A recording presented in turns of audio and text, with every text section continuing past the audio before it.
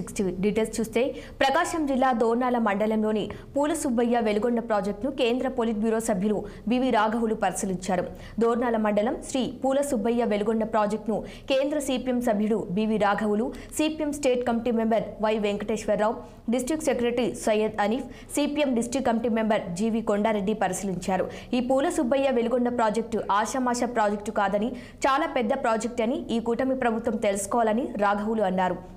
ఇక్కడ వెలుగొండ ప్రాజెక్టు దిక్కు దివానం లేని ప్రాజెక్టుగా నిలిచిపోయిందని, ఈ ప్రాజెక్టును సరిగ్గా పట్టించుకోవటం లేదని, అతి తక్కువ ఖర్చుతో బడ్జెట్ను రిలీజ్ చేసి ముందుకు కొనసాగించాలని చూస్తున్నారని అన్నారు. ముఖ్యమంత్రి చంద్రబాబు నాయుడుకున్న పరిస్థితులను తెలియజేసి వినతి పత్రాన్ని అందజేస్తామని అన్నారు.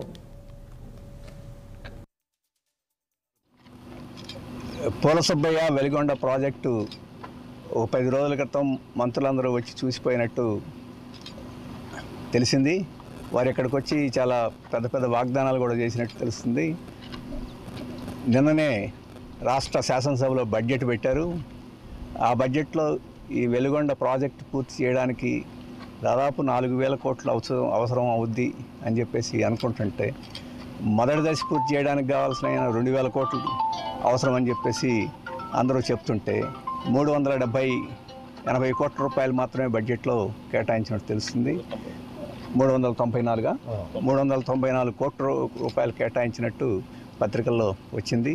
మంత్రులు వచ్చి ఇక్కడ హడావుడి చేసిపోవడం ఎందుకు, అక్కడికి పోయి ముష్టేసినట్టు అత్యవసరంగా కేటాయించడం ఎందుకు, ఇది ప్రజలు మోసం చేయడం కాదా అని చెప్పేసి అది ఇక్కడ వచ్చి చూస్తే అర్థమవుతుంది.